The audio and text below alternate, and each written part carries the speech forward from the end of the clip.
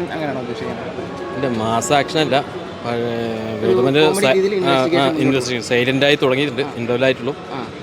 അതാ ഇനി സ്റ്റാർട്ടിങ് ആണ് എത്തുന്നുള്ളൂ.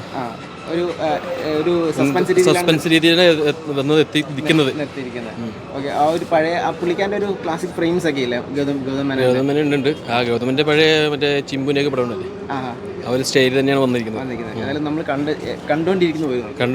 സ്റ്റോറിയാണ് full story. Okay, thank you. ഒരു ഗൗതം വാസുദേവന്റെ തമിഴ് ഫിലിമൊക്കെ കണ്ടത്? അതുപോലെ തന്നെ അതേപോലെ ഫീലിംഗ്സ്. ഏതായാലും ഒരു സസ്പെൻസ് ആണ്. ഫസ്റ്റ് ഹാഫ് കുഴപ്പമില്ല. മമ്മൂക്കയുടെ ആ പ്രസൻസ് നല്ല പ്രസൻസ്. നമ്മൾ അജിത്തിനെ കാണുന്ന ഒരു ഫീലിംഗ്സ് കിട്ടുന്നുണ്ടോ?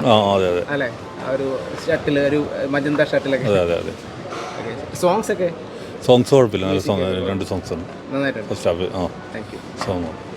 ഇന്റർവ്യൂ എങ്ങനെയുണ്ടായിരുന്നു? ഇന്റർവ്യൂ വരെ കുഴപ്പമില്ല, സ്റ്റോറി നല്ല രീതിയിൽ പോകുന്നു. ഗൗതം വാസുദേവൻ നമ്മൾ കാണുമ്പോഴത്തേക്കും ഒരു തമിഴ് അതേപോലെയൊക്കെയാണ്.